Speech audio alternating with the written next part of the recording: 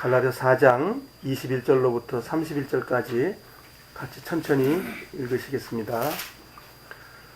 내게 말하라. 율법 아래 있고자 하는 자들아, 율법을 듣지 못하였느냐?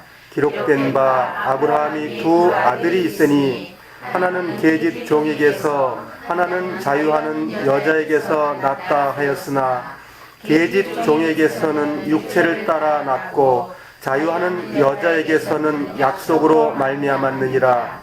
이것은 비유니 이 여자들은 두 언약이라. 하나는 신의 산으로부터 종을 낳은 자니 곧 하가라. 이 하가는 아라비아에 있는 신의 산으로 지금 있는 예루살렘과 같은 데니 저가 더불어 종노릇하고 오직 위에 있는 예루살렘은 자유자니 곧 우리 어머니라. 기록된 바 잉태치 못한 자여 즐거워하라. 그렇지 못한 자여 소리질러 외치라. 이는 홀로 사는 자의 자녀가 남편 있는 자의 자녀보다 많음이라 하였으니 형제들아, 너희는 이삭과 같이 약속의 자녀라. 그러나 그때에 육체를 따라 난 자가 성령을 따라 난 자를 핍박한 것 같이 이제도 그러하도다. 그러나 성경이 무엇을 말하느뇨? 계집 종과 그 아들을 내어 쫓으라. 계집 종의 아들이 자유하는 여자의 아들로 더불어 유업을 얻지 못하리라 하였느니라. 그런즉 형제들아, 우리는 계집 종의 자녀가 아니요 자유하는 자녀니라. 5장 1절까지가 이어져 있는 거니까 5장 1절도 읽겠습니다. 그리스도께서 우리로 자유케 하시려고 자유를 주셨으니 그러므로 굳세게 서서 다시는 종의 멍에를 내지 말라. 갈라디아서가 우리 신앙생활의 성화의 안내서라고 말할 수 있습니다. 그래서 이 갈라디아서를 자세히 우리가 보고 나면 우리의 삶에서 그리스도가 어떻게 나타나고 어떻게 역사하고 내가 주님 앞에 어떻게 드려져야 되는지 그러한 부분들이 우리 삶 속에서 이루어집니다. 그럼으로써 의의 열매가 나타나서 우리의 삶 속에 그리스도로 살아가는 삶이 이루어지게 됩니다. 지금 이 단락의 제목은 유업을 나눌 수 없는 율법과 은혜, 즉 은혜는 복음이라고 말할 수 있겠죠. 즉 예수 그리스도를 통한 새로운 법, 율법은 모세를 통해서 온 법. 그러니까 모세의 법과 예수 그리스도의 은혜의 법, 자유의 법, 사랑의 법이 어떻게 다르고 어떻게 존재하고 어떻게 만들어졌는지를 오늘 보겠습니다. 그래서 율법과 은혜가 어떻게 서로 같이 있을 수 없는 상황이 되는지를 사도 바울께서는 구약 성경에 아브라함의 아내 그 사라와 그 하가를 통해서 또한 아들 이스마엘과 이삭을 통해서 저희들에게 교훈해 주고 있습니다. 그것을 우리가 오늘 보도록 하겠습니다. 21절 보시면 내게 말하라. 율법 아래 있고자 하는 자들아, 율법을 듣지 못하였느냐. 지금 갈라디아 식구들은 우리 구원받은 이방인하고 똑같은 현재 상황입니다. 우리가 이 말씀을 그대로 받아들여야 돼요. 내게 말하라. 율법 아래 있고자 하는 자들아. 그러니까 갈라디아 식구들이 예루살렘에서 온 거짓 사도들의 말을 미혹돼 가지고 율법을 지킴으로써 구원받는다는 이론을 또 하나 받았어요. 결국 이단 사상을 받고 그렇게 살려고 애를 썼단 말이죠. 그것을 사도 바울이 책망하는 거예요. 너희들 율법을 지켜서 의로워지려고 그래서 그렇게 됐다면 내 말 들어봐. 이렇게 말하고 있는 거거든요. 그리고 율법을 듣지 못하였느냐. 율법이 어떤 거라고 했는데 너희들이 지켜서 그렇게 하려고 했느냐라고 책망하는 내용입니다. 그래서 갈라디아서 1장 6절에 갈라디아 식구들의 그 상황을 좀 보겠습니다. 갈라디아 1장 6절. 찾으셨으면 6절, 7절을 같이 읽어보시겠습니다. 그리스도의 은혜로 너희를 부르신 이를 이같이 속히 떠나 다른 복음을 쫓는 것을 내가 이상히 여기노라. 다른 복음은 없나니 다만 어떤 사람들이 너희를 요란케 하여 그리스도의 복음을 변하려 함이라. 사도 바울이 결론을 내리고 있는 말씀이죠. 갈라디아 4장 10절에 보시면 갈라디아 식구들의 상황을 또 말하고 있습니다. 갈라디아 4장 10절 찾으셨으면 읽어보시겠습니다. 너희가 날과 달과 절기와 해를 삼가 지키니 내가 너희를 위하여 수고한 것이 헛될까 두려워하노라.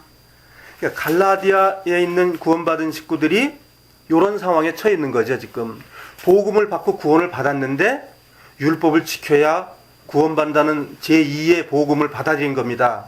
근데 사도 바울은 그건 복음이 아니고 그건 다른 복음이다. 그걸 받아들여서는 안 된다 라고 말하는데, 그 안 된다라는 말의 표현을 이제 두 번째 말하고 있습니다. 율법을 듣지 못하였느냐. 그 율법이 뭐라고 말했는지 우리도 들어보길 바랍니다. 로마서 3장 19절을 함께 보시겠습니다. 로마서 3장 19절로 20절을 같이 읽어보겠습니다. 19절. 우리가 알거니와 무릇 율법이 말하는 바는 율법 아래 있는 자들에게 말하는 것이니 이는 모든 입을 막고 온 세상으로 하나님의 심판 아래 있게 하려 함이니라. 그러므로 율법의 행위로 그의 앞에 의롭다 하심을 얻을 육체가 없나니 율법으로는 죄를 깨달음이니라. 자, 율법은 죄를 깨닫게 하고 우리 마음속에 하나님을 사랑하지 못하는 것이 있다는 걸 가르쳐주는 도구인데, 그 도구를 지킴으로써 의로워지려고 하고 행위로서 그 우리가 천국 가려고 하는 그것을 나타나는 것은 아니다라고 사도 바울이 책망하는 말씀이죠. 야고보서 2장 10절입니다. 10절 11절 두 절을 읽겠습니다.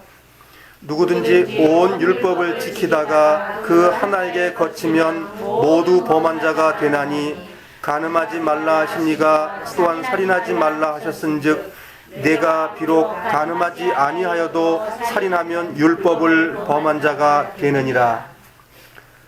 사도 바울이 이제 율법이라는 것을 이제 설명을 하고 있는 거죠.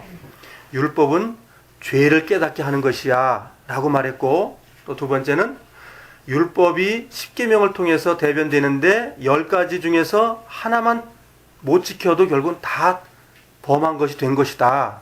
그런데 그걸 가지고 너희들이 구원받고 의로워지려고 했느냐라고 말을 한 것입니다. 우리에게 똑같은 말이거든요. 우리도 구원받은 이후에 내가 이렇게 열심히 살면 주님이 기뻐하실 거야. 그게 율법의 삶이라는 거죠. 은혜의 삶으로 살기를 원하는 주님은, 그래서 결국은 갈라디아서의 핵심이라는 것이 갈라디아 2장 20절이 그리스도가 내 안에서 살아고 그분이 나를 운행하고 가신다는 것인데, 그렇게 안 했다는 거죠. 갈라디아 식구들은 내가 해보겠습니다. 내가 구원받았는데 왜 못하겠습니까? 내가 하나님의 영을 받았으니까 내가 의롭고 깨끗하게 주님처럼 살 수 있습니다 라고 고백했던 사람들이 결국은 갈라디아 식구들이다 이거예요. 그와 마찬가지로 홍해를 건넌 유대인 백성도 그렇게 똑같이 말을 했어요. 홍해를 건너서 광야에 딱 들었으니까 죄가 하나님 있는 걸 발견하고 그걸 책망을 냈더니 율법 주면 다 지키겠습니다라고 고백을 했어요. 교만한 거거든요. 육신을 뒤집어 쓰고 광야 애굽을 나왔기 때문에 하나님의 어떤 그 인도하심이 있기 때문에 할 수 있겠다라고 한 거예요. 주님의 인도하심으로 갔을 때 가능한 것인데 자기들이 할 수 있다라고 고백을 한 거니까 얼마나 그게 위성적이고 교만의 극치죠, 그것이. 그러니까 주님을 믿지 않겠다고 서약한 내용이 바로 그거예요. 그러니까 우리들이 하나님 말씀 주시기만 하면 믿고 따라서 이룰 수 있습니다 라고 고백한 거거든요. 그렇게 갈라디아 식구들도 대답을 했다 그거예요. 우리도 구원받고 나면 우리의 삶 속에서 의가 그냥 막 이루어질 줄 알고 해보려고 그러는 거죠. 근데 그나마도 안 해보면 안 되고 정말 해봐야 됩니다. 그것도. 본문으로 돌아가셔서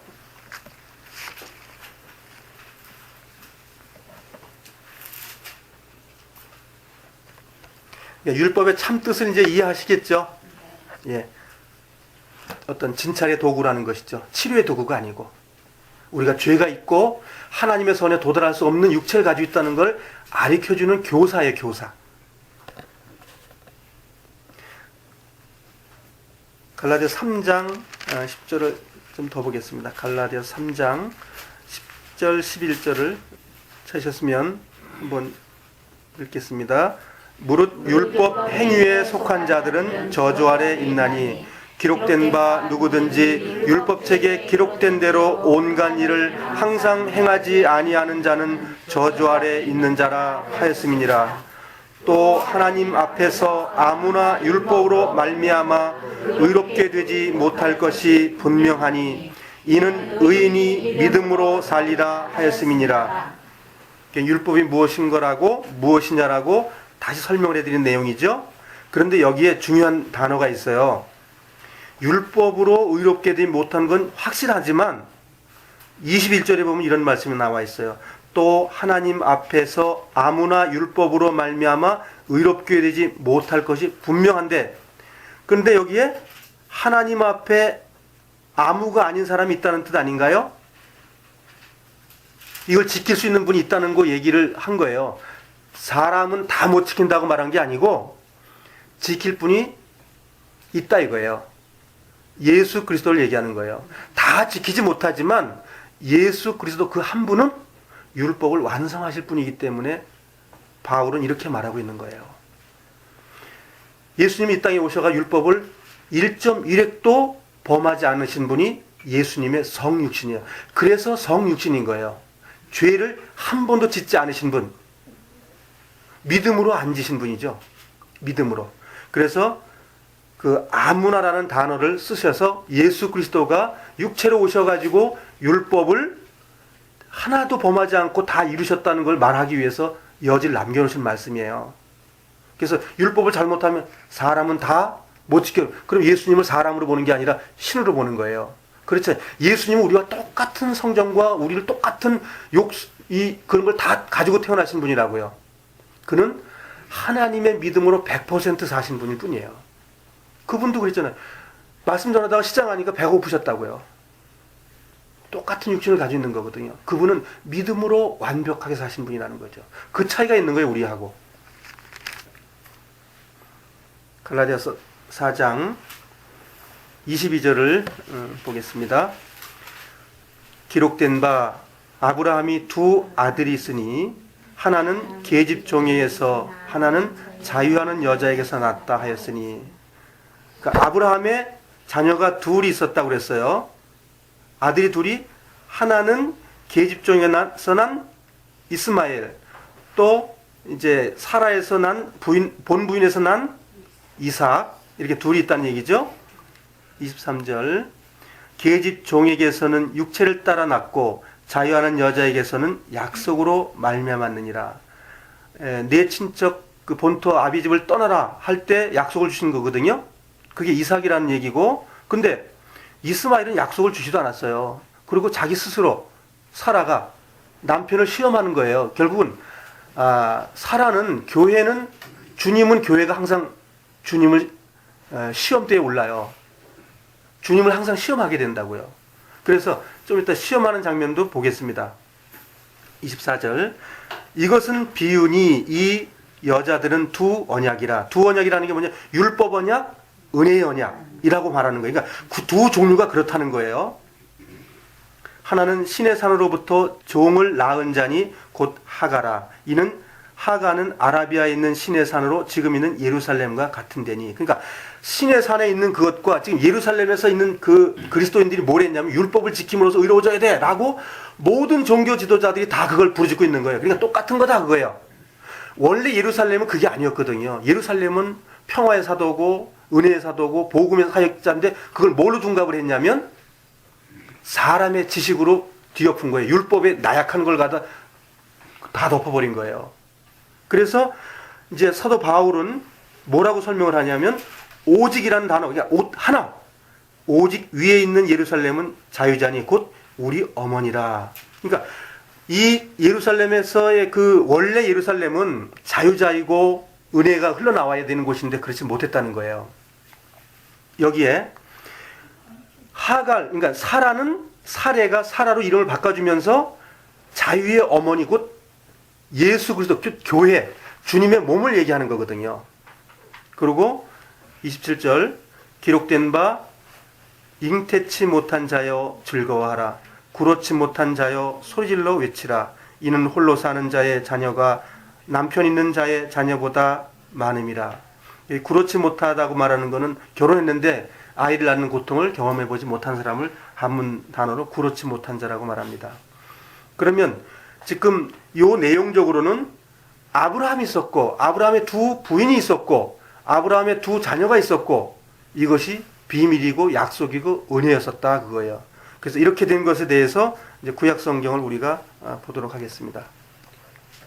구약 성경 창세기 12장 약속을 한번 보겠습니다. 12장 1절 2절이 이제 아브라함이 본토 친척 떠나는 이제 말씀이 이제 주어진 거죠.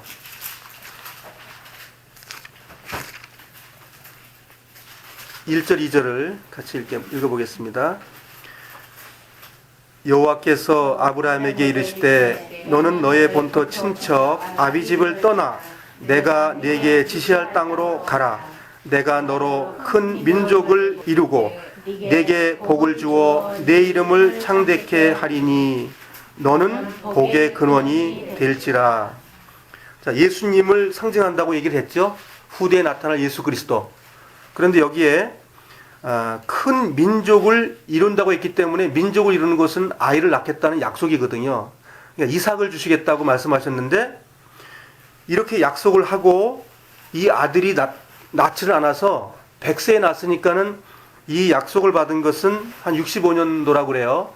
요 말씀이 기록된 건 75년도. 그러니까 하란을 출발할 때가 75년도고 갈대아 우르를 떠날 때는 65년도 경이라고 그래요. 10년 전에. 그러니까 65년도에 아기를 낳겠다고 약속을 했으면 100세에 낳았으니까 거의 한 35년 전에 약속했다고 볼 수 있죠. 35년 전에 약속을 10년 후에 하란에서 다시 한번 이야기를 해주는 거예요. 떠난 것은 갈대 우를 떠났고 그 다음에 말하자면 두 번째 어떤 말씀이라고 볼 수 있겠죠. 여기에서 하란에서 결국은 아버지가 돌아가시고 나서 가나안 땅으로 가는 여정을 다시 이제 두 번째 신앙에 이제 가는 거죠. 갈대아 우를 떠나는 것은 구원받고 바로 어린아이의 신앙을 얘기하는 거예요. 하란까지 가는 건 아버지를 모시고 갔다는 것은 자기 육신을 신뢰하고 갔다는 뜻이에요. 아버지가 돌아가시고 나서부터 자기의 육신의 신뢰를 하지 않고 주님의 인도하심으로 앞이 보이지 않는 것을 가나안 땅까지 가는 것은 성장된 그리스도인들이 갔던 것이고 성장된 그리스도인들이 가나안 땅에서 열매 맺는 삶을 우리에게 보여주고 있는 것이거든요. 그 열매가 뭐냐면 두 자녀를 통해 가지고 하나님의 역사가 일어나는 것을 얘기하고 있는 거예요. 여기에 본토 친척 아비의 집을 떠나라고 하는 것은 우리가 구원받은 생명이 이 육체가 본토 친척이 아니에요. 이건 타인이라고요. 우리 육체는. 근데 우리 육체를 신뢰하지 않아야 된다고 말하는 거예요. 그게 그리스도의 할례거든요. 육체를 신뢰하지 않는 것. 그래서 육체 신뢰하는 걸 어디까지 가냐면 이 아브라함은 이름을 바꿔주는 데까지 가요. 즉 86세에 이제 그 아들 그 이스마엘을 낳잖아요. 이스마엘을 낳고 나서 이스마엘이 13살 때에 할례를 받아요. 그럼 할례가 나이가 얼마 돼요? 거의 99세 때에 할례를 받는 거예요. 99세 때. 그러니까 우리의 신앙은 열매 맺는 그 끝에까지 결국은 우리의 육체를 자르는 일이 거기까지 간다는 거예요. 한 번 자르고 끝나는 게 아니에요.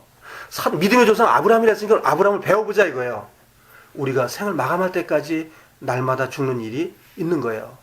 그래서 그런 일들을 성경을 통해서 계속 보도록 하겠습니다. 자, 약속을 받았고 그런데 이 약속 받고 나서 금세 받을 줄 알았다고 아브라함이죠. 이때까지만 아브라함은 금세 줄 거야. 근데 35년 동안 기다리니까 얼마나 힘들었겠어요. 자, 이제 다 늙어서 잉태치 못할 수 있는 결국은 아내도 경수가 끊어졌는데 그럴 때까지를 기다리셨다는 거니까 우리를 통해서 원하는 건 없다는 거예요. 당신의 뜻만 우리에게 존재한다는 거죠. 창세기 13장 14절로 17절까지 이제 두 번째 그 하나님이 나타나는 장면을 보겠습니다. 창세기 13장 14절로 17절까지 같이 읽겠습니다. 롯이 아브람을 떠나 후에 여호와께서 아브람에게 이르시되 너는 눈을 들어 너 있는 곳에서 동서남북을 바라보라. 보이는 땅을 내가 너와 네 자손에게 주리니 영원히 이르리라. 내가 네 자손으로 땅에 티끌 같게 하리니 사람의 땅에 티끌을 능히 셀 수 없을진데 네 자손도 세리라. 17절까지 읽어보겠습니다. 너는 일어나 그 땅을 종과 행으로 행하여 보라. 내가 그것을 내게 주리라. 이제 두 번째 그 약속을 주시는 겁니다. 이제 요 약속은 알다시피 성경에 그 아브라함이 롯과 헤어지는 그 아픔을 겪고 나서 주님을 만난 거예요.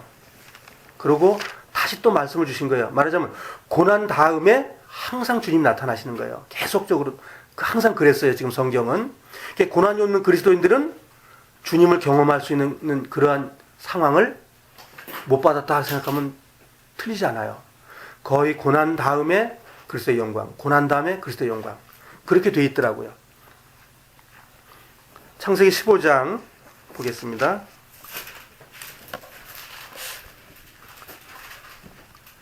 15장 1절로 7절까지 같이 읽겠습니다. 후에 여호와의 말씀이 이상 중에 아브라함에게 임하여 가라사대 아브라함아 두려워 말라. 나는 너의 방패요 너의 지극히 큰 상급이라.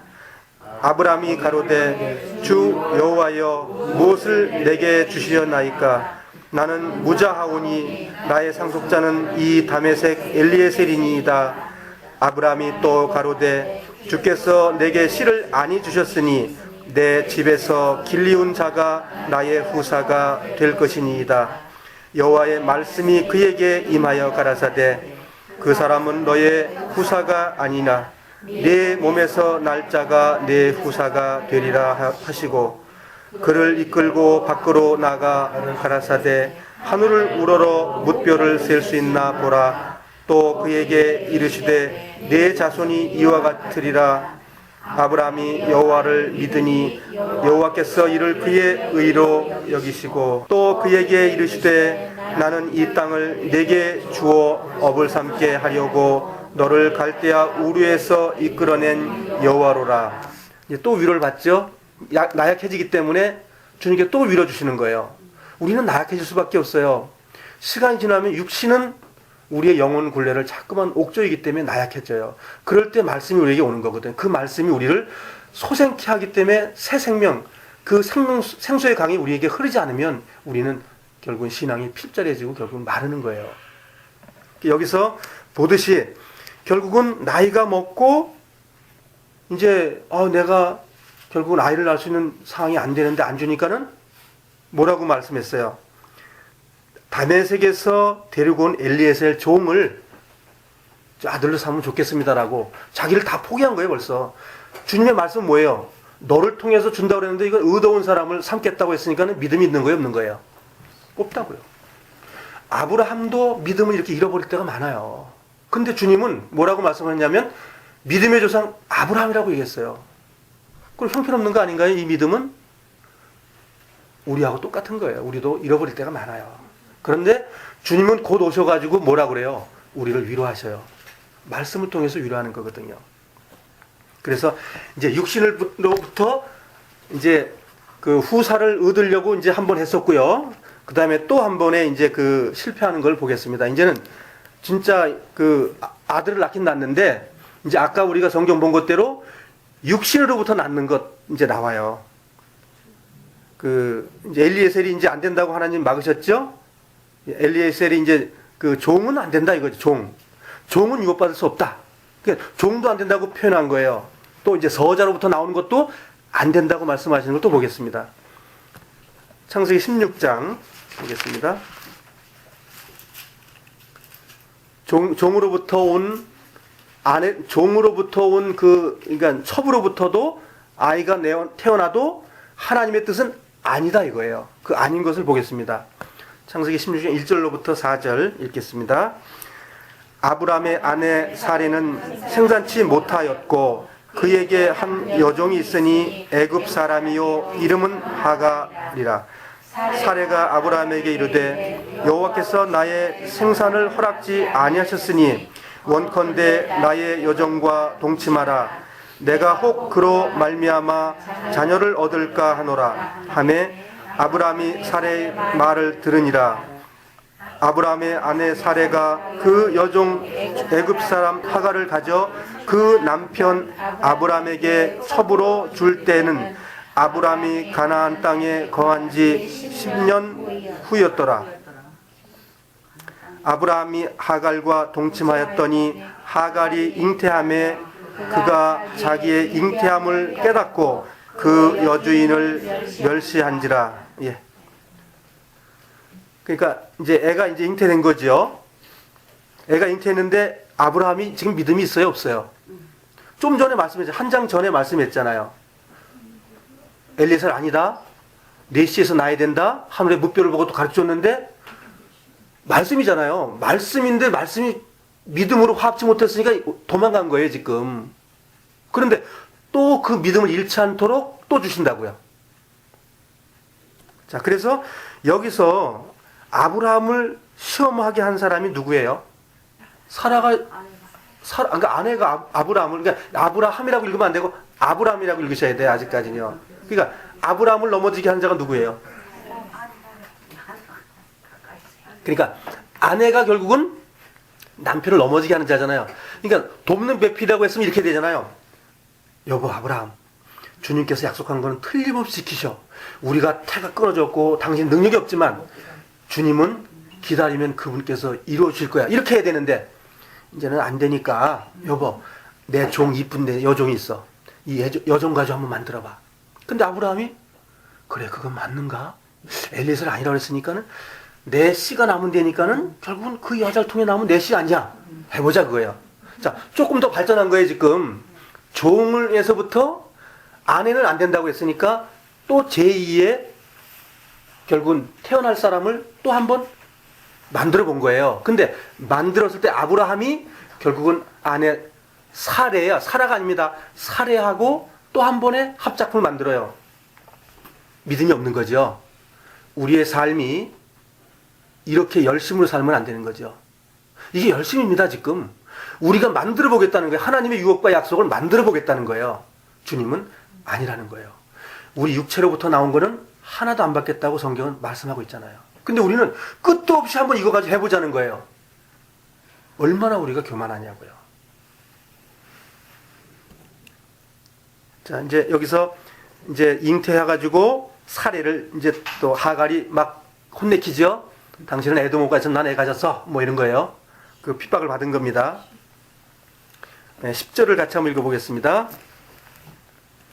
여호와의 사자가 또 그에게 이르시되 내가 네 자손으로 크게 번성하여 그 수가 많아 셀 수 없게 하리라.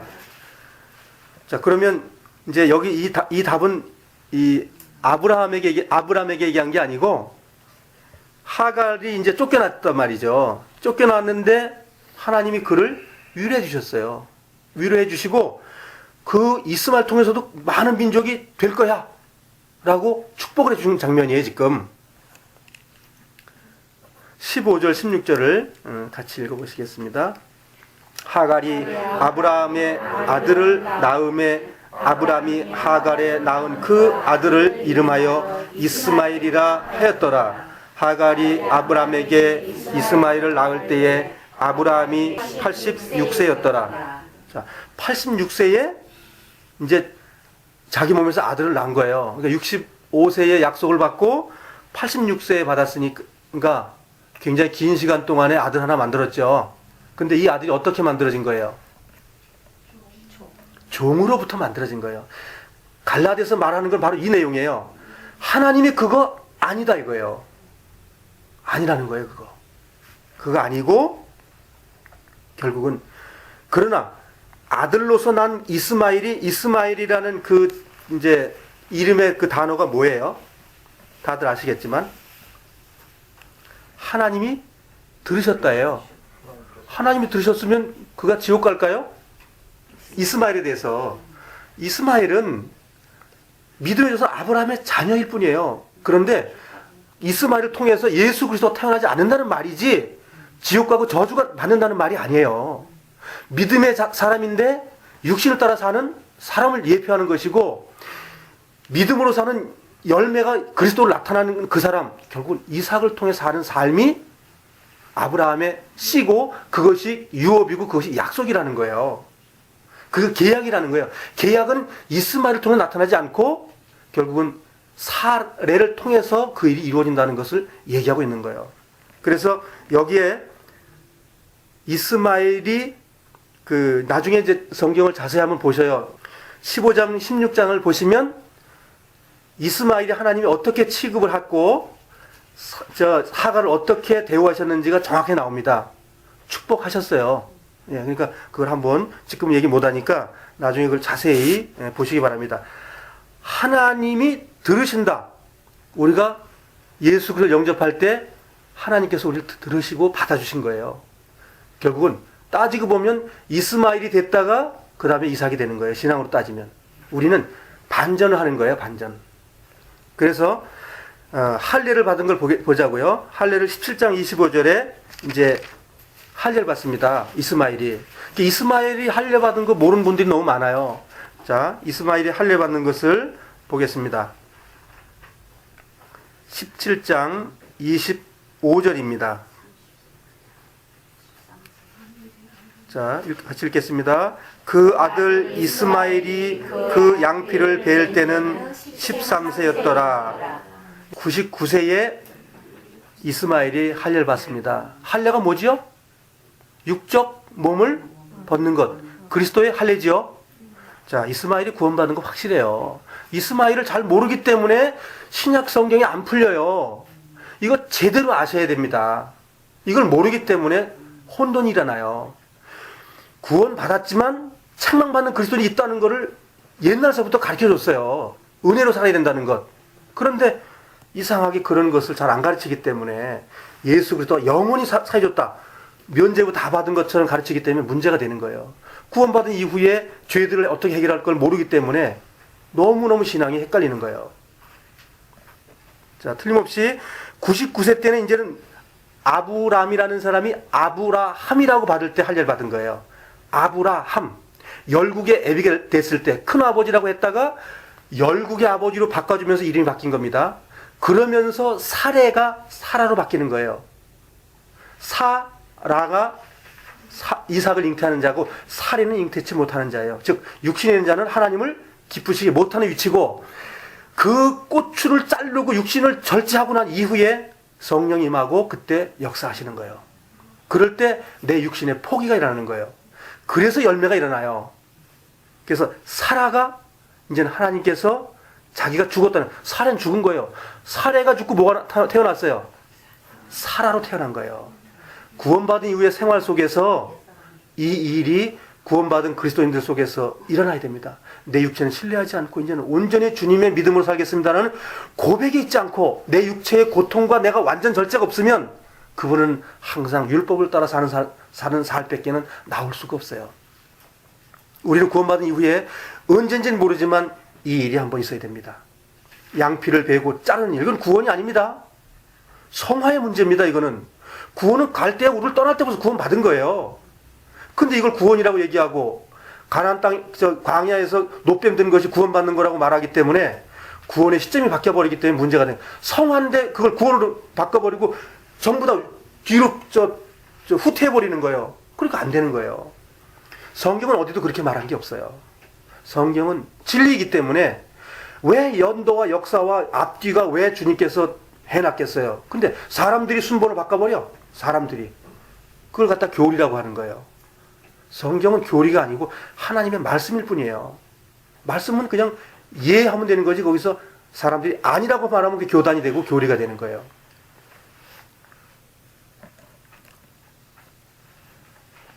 그래서 결국은 그 할례를 받은 이스마엘이 확실하게 아브라함의 아들이에요. 아브라함의 아들. 자, 그거 잊지 않았으면 좋겠고요. 자, 창세기 21장 18절을 한번 보겠습니다. 자, 이제 이 이스마엘이 그럼 왜 쫓겨나야 되느냐? 이 쫓겨나는 걸 잘 이해하셔야 됩니다. 왜 이스마엘이 아브라함의 아들인데 왜 쫓겨나냐?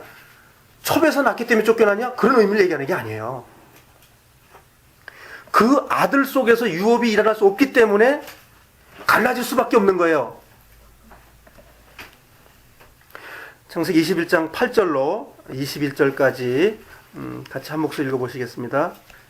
너희가 사람의 젖을 떼고 이삭의 젖을 떼는 날에 아브라함이 내려는 데서 살거니와 그러므로 아브라함 아들 애굽 여인 하갈의 전손이 이삭을 입양하니라.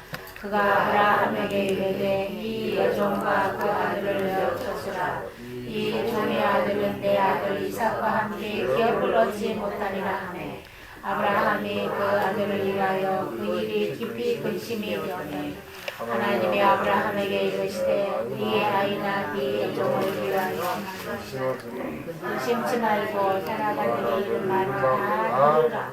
이삭에게서 나는 자라야 네 씨가 중할 것입니다. 그러나 여종의 아들도 네 씨니 네가 그로 한 민족을 이루게 하리라 하시니라. 아브라함이 아침에 일찍이 일어나 떡과 물 한 가죽 부대를 취하여 하갈 어깨에 메워주고 그 자식을 이끌고 가게 하매 하갈이 나가서 브엘세바 들에서 방황하니 가죽 부대와 물이 다른지라. 그 자식을 떨기나무 아래 두며 가로되 자식의 죽는 것을 참아보지 못하겠다 하고 산을 한 바탕 가서 아주 앉아 바라보며 방성대목하니 하나님이 그 아이의 소리를 들으심으로 하나님의 사자가 하늘에서부터 하갈을 불러가라사대 하갈아 무슨 일이냐 두려워 말라. 하나님이 저기 있는 아이의 소리를 들으셨나니 이런 아이를 일으켜 네 손으로 붙들라. 그로 큰 민족을 이루게 하리라 하시니라. 하나님이 하갈의 눈을 밝히시매 샘물을 보고 가서 가죽 부대에 물을 채우다가 그 아이에게 마시웠더라. 하나님이 그 아이와 함께 계시매 그가 장성하여 광야에 거하며 활 쏘는 자가 되었더니 그가 가난 광야에 거할 때에 그 어미가 그를 위하여 애굽 땅 여인을 취하여 아내를 삼게 하였다. 네. 자, 그 이스마엘이 저주받았나요? 지금 축복받았나요? 이건 축복입니다. 저주가 아니에요. 이삭을 통해서는 예수 그리스도를 낳겠다는 내용을 이루신 거고, 이스마엘을 통해서 아브라함의 아들로서의 삶이 축복의 삶으로 지금 축복해 주는 거예요. 자, 쫓겨났기 때문에 하나님께서 위로를 줘요. 어디서 쫓겨났는지 아셔요, 지금? 이삭의 젖될 때의 시점이에요. 자, 시점을 잘 보시자고요. 너무너무 중요한 내용입니다, 이게. 중근동에서 이스라엘 민족들은 젖을 언제 떼냐면 3살에서 5, 6살까지 젖을 먹이고 한다고 그래요. 왜냐하면 유아 사망률이 높기 때문에. 그러니까 젖을 계속 먹이면서 야, 우리나라 이제 돌잔치하면 이 녀석은 이제 잔병치 다 끝나고 살았어 라고 하는 잔치하고 맥락이 같은 거예요. 근데 성경적으로는 그 정도의 내용이 있는 게 아니라 이제 어린아이가 하나님 앞에 열매 맺는 삶과 하나님을 기쁘시게 하는 삶을 사는 위치로 바뀌는 거예요. 대연을 치른 이유는 돌잔치를 크게 했다는 뜻인데 이 아이는 이제 하나님 앞에 하나님을 기쁘게 하는 자로 살 수 있다라는 그 분기점이에요, 지금. 근데 분기점에서 율법이 있으면 돼야 안 돼요. 율법을 내가 열심히 살아야지. 열심히 살아야지. 열심히 사는 그 위치에서 있으면 안 되는 거예요. 우유를 먹고 하는 거 열심히 있는 위치예요. 어린아이의 신앙이라고요. 고린도전 3장에 그 말 나오잖아요. 너희가 어린아이로서 그냥 우유만 먹고 전만 먹고 산다고 책망받지 않았나요? 그러니까 성장하고 염은 음식을 먹는 것이 하나님 기뻐하시는 거라 이거예요. 자, 그래서 그러면 율법이 이스마엘과 이삭은 은혜고 이스마엘은 율법인데 율법과 은혜가 얼마 동안 아브라함하고 같이 있어요? 계산해 보세요, 이제. 몇 년이야? 같이 율법과 은혜 같이 있는 공존하는 기간이 얼마 동안 돼요? 3년에서 한 5, 6년? 예. 최소 3년이고 길면은 한 6년이 되는 거예요. 그동안 율법, 그냥 이스마엘의 형이 13살 때 태어났으니까 쫓겨나는 그 이제 13살서부터 형이 16, 17살까지 같이 18살 정도까지 같이 있었던 거예요. 그러니까 큰 형이 이삭을 자꾸 못 살게 구는 거예요. 그걸 사도 바울은 핍박을 했다. 희롱했다는 단어를 핍박을 했다라고 깨닫고 이제 말씀을 하셔요. 자, 잘 설명 이제 들어보세요. 이스마엘이 이삭을 핍박한 것이 몇 년 동안이에요? 보통 5, 6년 되는 거예요. 그러니까 3년에서 6년 그 사이까지 쫓겨나기까지 쫓겨나야 율법에서 해방이 된 거예요. 이제 율법에서 해방입니다. 이걸 완전히 율법 없이 사는 거예요. 은혜의 법으로 사는 거예요. 완전히. 요 기간 동안에는 율법이 이삭을 통제를 해줘요. 그래서 지난번에 갈라디아서 공부했던 내용이 뭐냐면 율법이 몽학선생이라고 그랬죠? 돕는 거예요. 언제까지? 죽을 때까지? 아니에요. 쫓겨날 때까지. 우유를 젖을 떼서 대연을 베풀 때까지. 이 대연은 그리스도께서 베풀어 주는 거예요. 이제 우리 구원받은 사람을 통해서 주님의 역사와 주님의 열매가 맺기 때문에 하나님이 기뻐하시는 거예요. 이해가 좀 되시죠? 이삭은 은혜고 이스마엘은 율법이에요. 그러니까 종으로부터 태어난 열매예요. 뭘 해야 된다, 이렇게 해야 된다, 저렇게 해야 된다, 열심히 해야 된다. 그것은 끝까지 가지 못한다는 거예요. 그렇게 한 것은 결국은 이삭이 3살에서 6살 그 사이까지만 그 율법이 형이 나를 와서 막 때려주고 막 못 살게 울고 이렇게 하는 거 가능하지만 결국은 내 쫓기고 나서는 그때부터 이삭은 율법에서 해방을 받는 거예요. 안식에 들어가는 거예요. 주님의 말씀으로만 살아가고 열매 맺는 삶이 시작이 되는 거예요. 성화의 시작입니다. 이것이. 그리고 이삭은 태어나가지고 8일 만에 말씀에 순종하는 것으로 결국은 할례를 받게 되고, 그리고 어느 책에 보면 25살 때, 어떤 책은 21살 때 제단에 드렸다 그러고 어떤 때는 25살이라고 그러는데, 그 청년이 아브라함은 생각해봐요. 나이가 몇 살이에요? 제단에 드릴 때? 아브라함이 125세경이에요. 125세경에 아들하고 같이 가서 아들이 장작더미를 등에다 짊어지고 갔잖아요. 땔감을. 아들이 큰 거예요. 어린아이가 아닙니다. 12살 어린아이가 아니에요. 자기 태울 그 나무를 쪼개서 예수님 그것을 상징하는 거죠. 그걸 짊어지고 간 거예요. 근데 이삭은 아버지에게 순종한 거예요. 자기를 죽이려고 할 때 아버지 그 뭐 노인네 뭐 엎어치기 한 번은 끝나지 않겠어요? 도망가도 되고. 그러나 이삭은 순종한 거예요. 예수님의 예표죠. 그대로 날 잡으세요. 아버님. 하나님께서 날 달라고 그러셨어요? 예, 날 잡으세요. 공손히 그냥 양을 잡을 때 그 목을 딸 때도 소리 안 내고 하는 그 순종. 이삭의 그 내용이 그 순종이거든요. 그게 성화됐기 때문에 그런 것이 나오는 거예요. 이스마엘과 같은 삶은 율법으로 사는 삶은 안 되는 거예요. 그래서 같이 공존 못한다고 정의를 내린 거예요. 자, 쫓겨났다는 거 이해가 되시죠? 이제 자, 창세기 17장 1절서부터 5절까지 읽어보겠습니다. 아브라함의 99세 때에 여호와께서 아브라함에게 나타나서 그에게 이르시되 나는 전능한 하나님이라 너는 내 앞에서 행하여 완전하라. 내가 내 언약을 나와 너 사이에 세워 너로 심히 번성케 하리라 하시니 아브라함이 엎드린데 하나님이 또 그에게 일러 가라사대 내가 너와 내 언약을 세우니 너는 열국의 아비가 될지라. 이제 후로는 내 이름을 아브라함이라 하지 아니하고 아브라함이라 하리니 이는 내가 너로 열국의 아비가 되게 함이라. 그래서 이제 아브라함이 그 이제 열국의 이제 아비로서 이제 등극을 했고, 그리고 이제 15절로 19절을 한번 보겠습니다. 15절로 19절.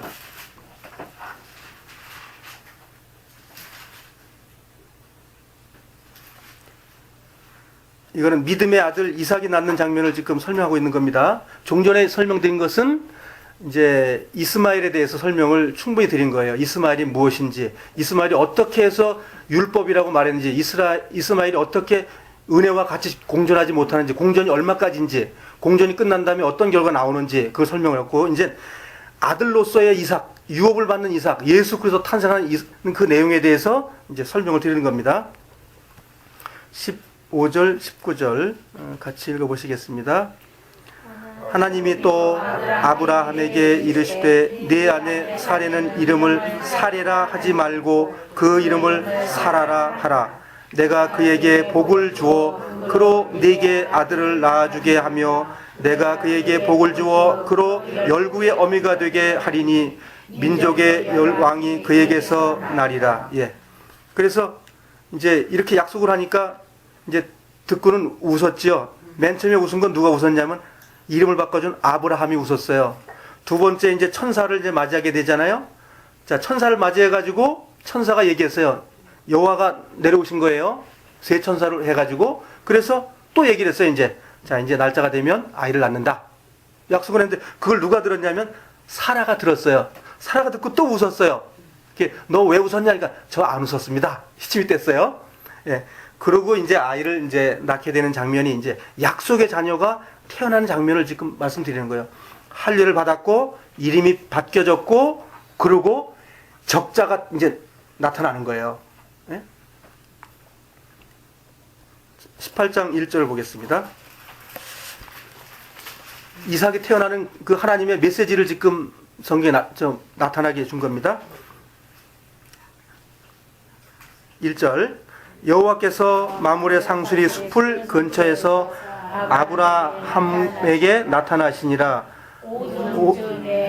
그가 장막문에 앉았다가 눈을 들어본즉 사람 셋이 맞은편에 섰는지라. 예. 그래서 이제 부지 중에 천사를 이제 마주했다는 내용이 이제 이겁니다.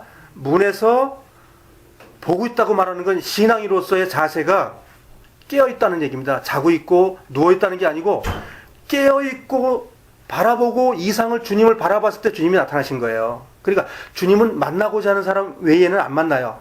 만나길 원하고 갈구하고 원했을 때 오시는 거예요. 그래서 만나가지고 이제 그 음식을 송아지를 잡죠. 송아지는 뭐예요? 제물이죠.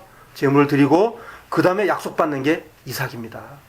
우리의 이 육신이 이 마귀에 연결된 걸 이걸 잡아서 드리지 않고서는 의의 열매가 맺을 수가 없어요. 이삭이 태어날 수가 없습니다. 우리는. 그 내용을 자세히 설명해 주는 내용이에요. 9절로 15절까지 같이 읽어보겠습니다. 그들이 아브라함에게 이르되 네 아내 사라가 어디 있느냐 대답하되 장막에 있나이다. 내가 가라사대 기한이 이를 때에 내가 정녕 네게로 돌아오리니 네 아내 사라에게 아들이 있으리라 하시니 사라가 그 뒤 장막문에서 들었더라. 아브라함과 사라가 나이 많아 늙었고 사라의 경수는 끊어졌는지라. 사라는 속으로 웃고 이르되 내가 노쇠하였고 내 주인도 늙었으니 내게 어찌 낙이 있으리요. 여호와께서 아브라함에게 이르시되 사라가 왜 웃으며 이르기를 내가 늙었거늘 어떻게 아들을 낳으리요 하느냐. 여호와께 능치 못한 일이 있겠느냐. 기한이 이를 때에 내가 네게로 돌아오리니 사라에게 아들이 있으리라. 사라가 두려워서 인치 아니하여 가로되 내가 웃지 아니하였나이다. 가라사대 아니라 내가 웃었느니라. 자, 하나님은 이삭을 주겠다고 약속을 했는데 아브라함과 사라가 지금 말씀을 지금 쫓아가요, 안 쫓아가요? 믿음으로 화합치 못하고 있죠, 지금도.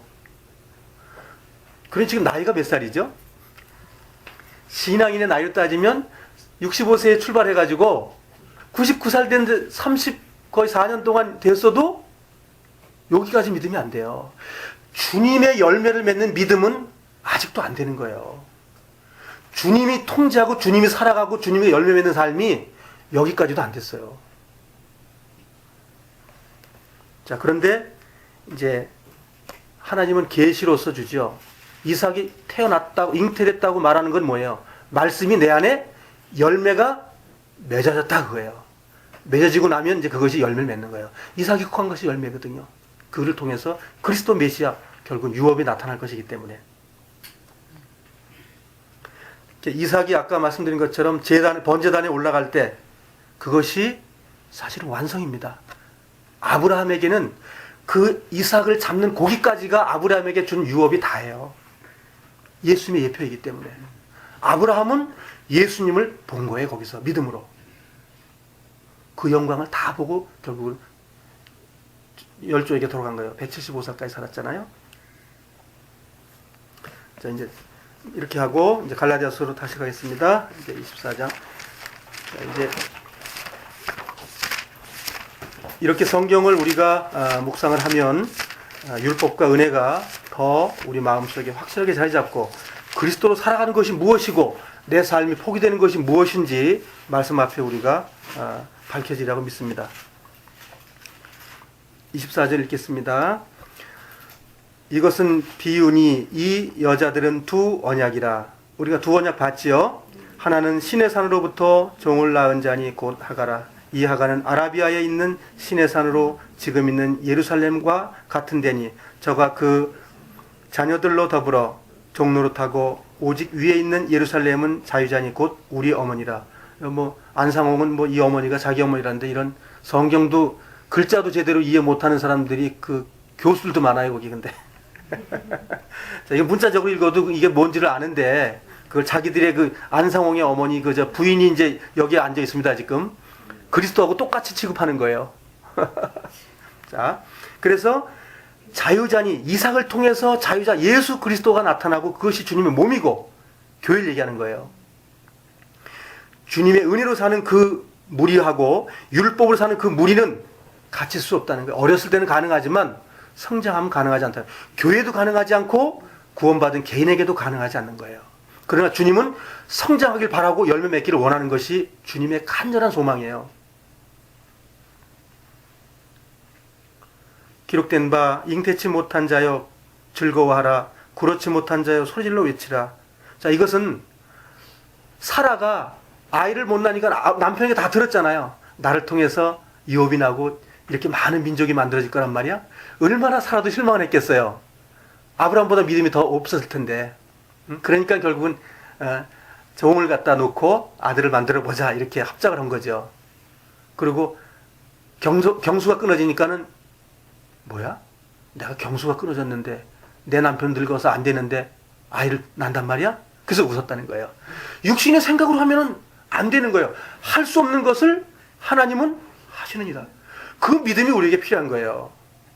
내가 할 수 있는 것 말고 정말 그리스도가 내 안에서 역사해서 이루어질 수 있는 것. 그것이 주님이 바라는 믿음이에요. 그것이 내 믿음이 아니고 그것이야말로 그리스도의 믿음이에요. 내가 믿습니다. 내가 하겠습니다. 그건 자기 믿음이고 그리스도가 하는 그 믿음, 그리스도의 믿음으로 살아가기를 원하시는 주님이라는 거예요. 홀로 사는 자녀가 남편 있는 자의 자녀보다 많음이라 하였으니 28절이요. 형제들아 너희는 이삭과 같이 약속의 자녀라. 약속의 자녀 맞아요. 그리스도를 통해 가지고 그 아브라함의 아들 속에 들어갔어요. 두 분류의 우리 그리스도인들이 여기 앉아 있습니다. 하나는 이스마엘의 믿음을 가지고 열심히 사는 그리스도인이 있고요. 이삭을 통해서 안식하고 누리고 그 평강 속에 있는 그리스도인들이 있습니다. 두 분류가 있어요. 그러나 우리는 이스마엘의 믿음에서 이삭의 믿음으로 가기를 원합니다. 29절 그러나 그때에 육체를 따라 난 자가 성령을 따라 난 자를 핍박한 것 같이 이제도 그러하도다. 이제가 뭐지요? 자, 2000년 전 갈라디아 교회에게 사도 바울이 말할 때 또 2000년 전의 이야기를 끌어갖고 와서 그때도 그랬는데 지금도 그렇다 이거야. 그러면 지금 보세요. 갈라디아 교회 그때의 이야기와 2000년 후에 지금의 이야기에서 지금도 그렇다 그거예요. 평온하고 구원받고 나서 정말 태평성대야. 그분은 신앙에 문제가 있는 거예요. 구원이 아니든지 아니면 너무 문둥병 걸려가지고 신앙이 아니든지. 구원받은 하나님의 자녀는 아까 보셨잖아요. 100세가 됐어도 계속 고난 가운데 있는 거예요. 고난 받으면 말씀 오죠. 고난 받으면 말씀 오죠. 고난이 구원받은 성장된 그리스도인들 속에는 고난이 계속 이어져 있습니다. 그렇기 때문에 아멘 할 수 있는 우리 삶 속에서 그리스도의 통제를 받기 때문에 그래요. 얼마나 감사해요. 이 마귀의 아비 것을 그리스도의 것으로 가서 그리스도가 나를 인도하는 거예요. 그걸 보는데 안 기뻐요? 아브라함이 대문에서 멀리 보다가 천살만 주님을 영접하고 마시고 누리는 걸 봤잖아요. 우리가 얼마나 큰 영광이에요. 그렇게 살다가 그날에 갈 건데요. 우리가 그 영광에 우리가 있을 거예요.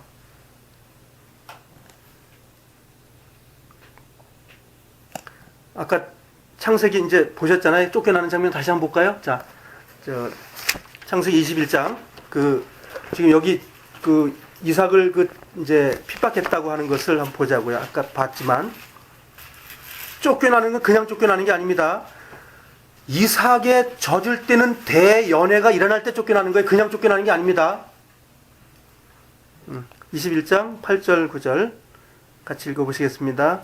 아이가 자라매 젖을 떼고 이삭의 젖을 떼는 날에 아브라함이 대연을 배설하였더라. 사라가 본즉 아브라함의 아들 애굽 여인 하갈의 소생 이삭을 희롱하는지라. 그가 아브라함에게 이르되 이 여종과 그 아들을 내어 쫓으라. 이 종의 아들은 내 아들 이삭과 함께 기업을 얻지 못하리라. 예. 그러니까 쫓겨나는 그 과정이 아브라함의 아들 이삭이 젖을 떼야만이 이스마엘이 쫓겨나는 겁니다. 이스마엘하고 어머니 하갈이 쫓겨나는 과정은 젖을 계속 먹으면 뭐 끝도 없이 20살 먹어도 젖만 먹어 그러면 계속 같이 사는 거예요. 그래서 쫓겨나는 과정과 그 오버랩되는 시간, 중첩되는 시간이 꼭 필요하다는 거예요. 구원받은 삶 속에서 율법을 쭉 살다가 은혜가 왔는데 이렇게 사는 거 알아. 지식도 필요한 거예요. 주님의 성령으로 살아가는 거야. 내가 포기되는 거야. 내가 죽는 거야. 어느 날 죽어지는 거예요. 그러면 그때부터 부활 생명이 나오는 거거든요.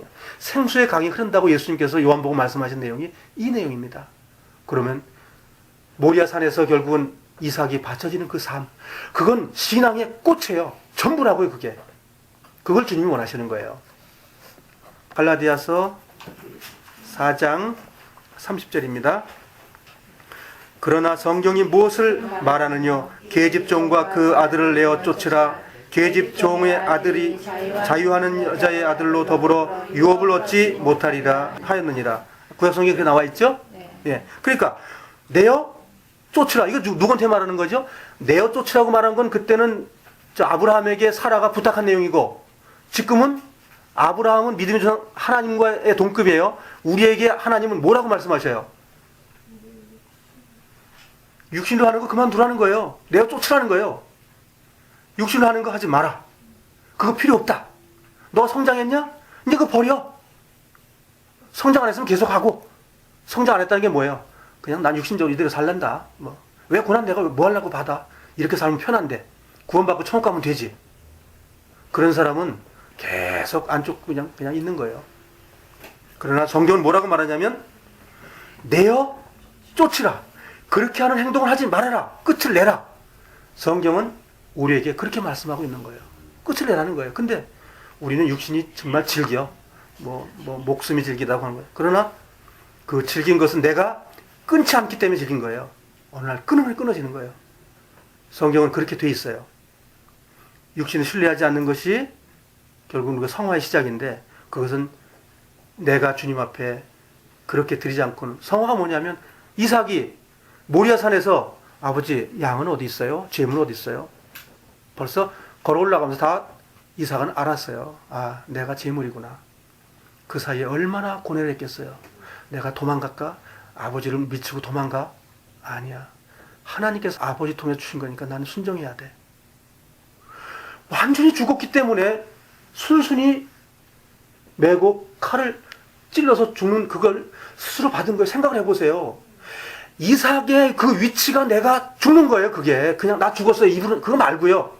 주님, 이제 난 완전히 죽었습니다. 이건 주님 것입니다. 이제 내 육신의 삶 속에 내 영광 이거 다 버리겠습니다. 이제 주님께서 내 안에서 말씀으로 역사해가지고 날 인도해 주십시오. 그 쪽에는 고백이 없는 사람은 아직도 젖 먹는 어린아이예요. 그 마음속에 한 번 주님께 드려진 그 영, 그 속에서 주님의 삶이 일어나요. 그 성화가 열매가 맺어집니다. 형제를 사랑하게 되고 목숨을 내놓을 수 있게 되고 함께 모이는 것도 이것도 성화의 일부분이에요. 모이기를 애쓰는 것도 육체를 포기하고 버리는 거거든요. 비가 오면 나 가기 싫어. 아유 거기 멀어서 나 그냥 힘드니까 있을래. 육신이거든요. 근데 성화된 사람은 이겨요. 아 육신? 너 마귀 너 지금 나한테 또 왔구나. 이기는 거예요. 성화된 사람은. 아 가야지. 형제이 날 기다리고 있는데 말씀과 교제가 이루어지는데 간증이 있는데 가야지. 주님께 찬양이 있는데 그건 성화된 사람들이 기쁨으로 제사를 드리는 거예요. 내가 쫓지 않은 분이 지금도 있다면 깊이 기도 가운데서 정말 골방에 들어가서 주님과 깊은 교제 속에서 이 일이 일어나야 주님이 합한 사람이 되는 거예요. 그 합한 사람이 휴거되는 것이고 합한 사람이 그리스도 영광에 들어가는 거예요. 계집 종의 아들이 자유하는 여자의 아들로 더불어 유업을 얻지 못한다. 열매 못 맺는다 이거예요. 율법으로 열매 필요 없다는 거 주님 안 받겠다는 거예요. 이삭을 통해서야만 은혜를 통해서만 그 열매를 받겠다는 거예요. 이렇게 성경은 확실하게 되어 있지만 많은 사람들이 엉터리 같은 성경을 가르쳤기 때문에 가려져 있는 거예요. 결국은 아브라함을 깊이 배우길 원합니다. 아브라함의 믿음, 아브라함의 자손 둘, 아브라함의 부인 둘, 나중에 그 열매가 무엇인지도 깨닫기 원합니다. 율법으로서는 엄청난 어려움만 나오는 거예요. 결과는, 은혜는 끝도 없이 좋은 게 그냥 오는 거예요. 31절 같이 읽겠습니다. 그런즉 형제들아 우리는 계집종의 자녀가 아니요 자유하는 여자의 자녀니라. 그렇기 때문에 버리라는 거예요. 그렇기 때문에. 자, 사라가 뭐라고 말했죠? 이스마엘, 그 다음에 몸종 하갈이 있으면 좋은데 왜 쫓아버려요? 있으면 자기 일 다 해주는데 왜 버렸을까요? 버릴 수밖에 없는 거예요. 사례 때는 필요했는데 사라 때는 필요 없는 거예요. 주님만 필요한 거예요. 그 옆에 있는 대리자가 종전에 자기 밑에 있었어요. 이제 자기가 밑에 들어가는 거예요. 사라는 밑에 들어가고 그리스도가 위에 서는 거예요. 종전에는 하갈이 밑에 있었고 내가 짓눌렀고 내가 그 위에 주인이 됐던 거예요. 내가 누리고 살았던 거예요. 성경은 그것을 우리에게 이야기하고 있는 거예요. 그래서 그렇기 때문에 내어 쫓으라고 말하는 거예요. 내어 쫓으라.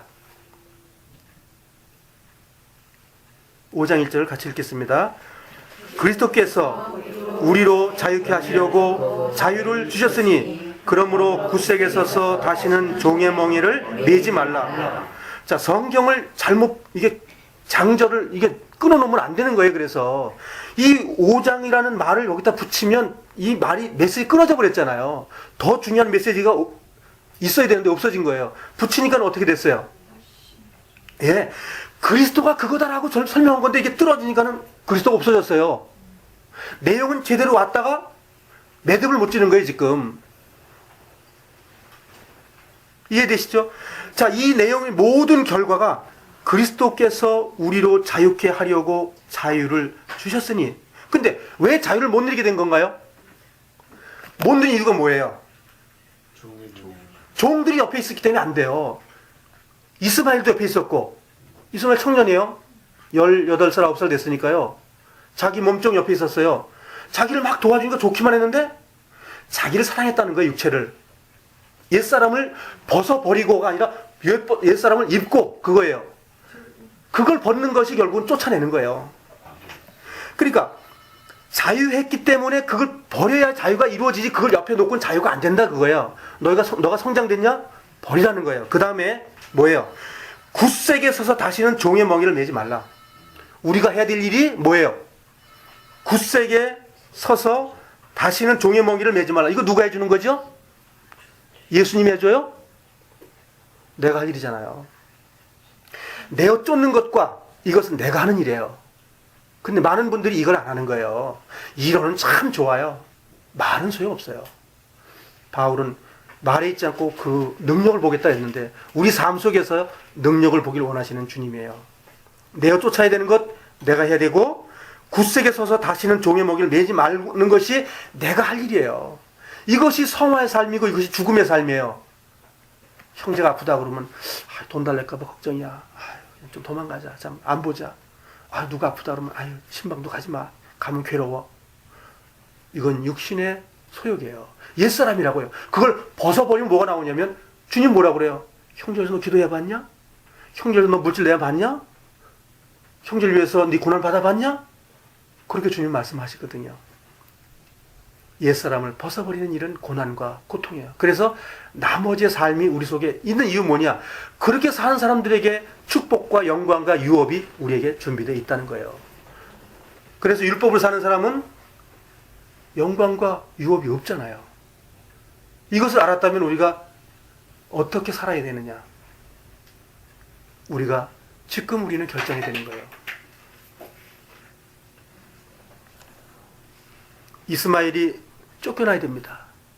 아들이지만 쫓겨나야 돼요. 아들로서 쫓겨나는 것이 아니라 율법으로서 쫓겨나는 거예요. 그래서 아까 보셨죠? 이스마엘은 축복받은 자입니다. 그 후손에게 복이 없어요. 그에게는 복이 있었는데 후손에게는 복이 없습니다. 이삭은 후손에게 복이 이어서 계속 이어나가는 거고요. 자, 다시 한번 보겠습니다.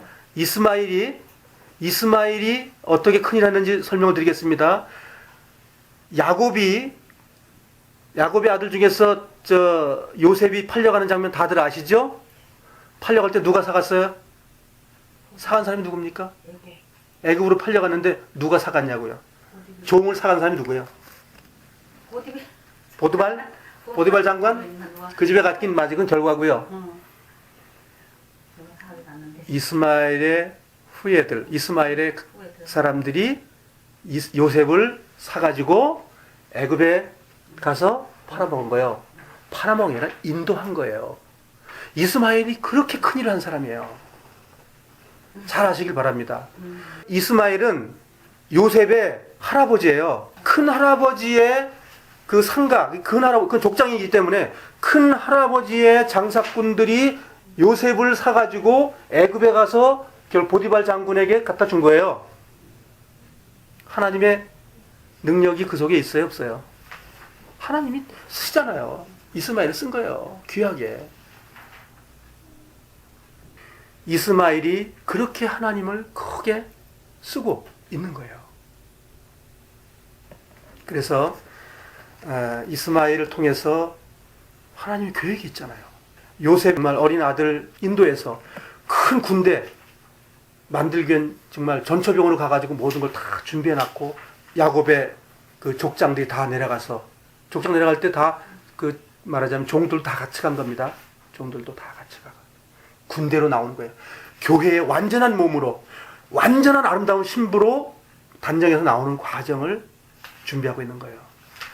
그런데 이스마엘이 저주받은 것처럼 그 사람 지옥 간다고 말하거나 그건 아니에요. 하나님은 그건 양피를 뵌 건 율법에서 해방을 얘기하는 거고 그는 하나님의 사람이라는 걸 얘기한 것이고 단지 그가 후손에게 주님의 예수 그리스도의 탄생된 예표의 사람들은 아니라는 것뿐이에요.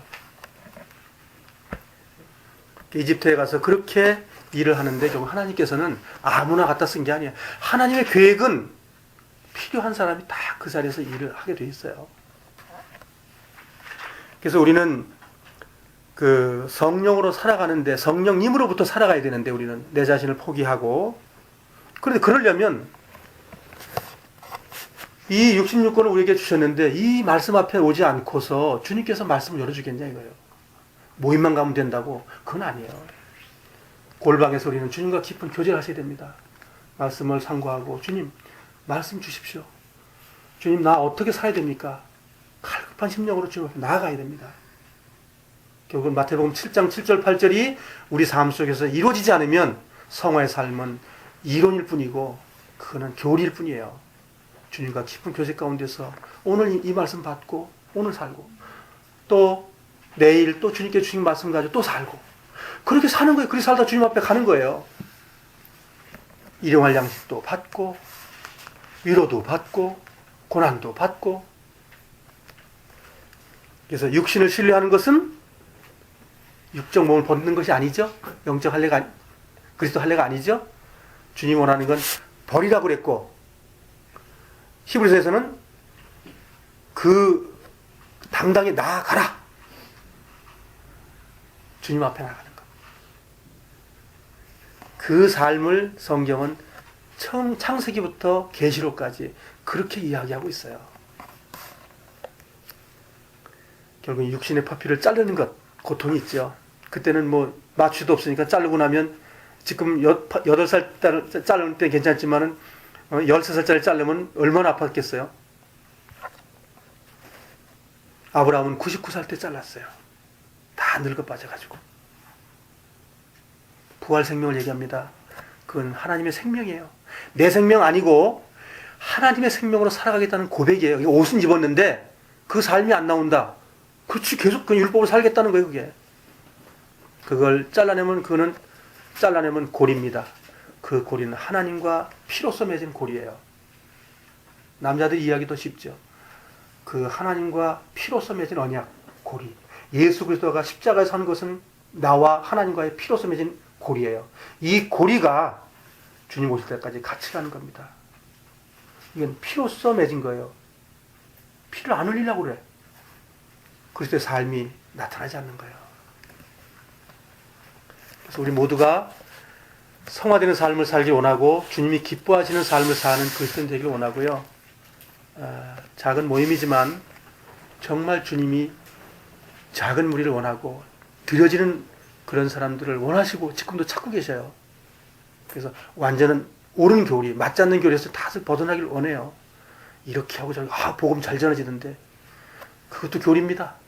항상 말씀드리지만 주님이 기뻐하는 것은 그리스도의 영과 교통하면서 서로 사랑하는 거예요. 내가 너를 사랑하면 그 안에 함께 있겠다. 그게 천국입니다. 그걸 누리라고 하는 것이지 복음 열심히 전해라, 예배당 열심히 크게 이쁘게 져라, 그런 내용 아닙니다. 그래서 우리 삶에서 성화가 일어나고 그리스도의 삶이 일어나기를 원합니다.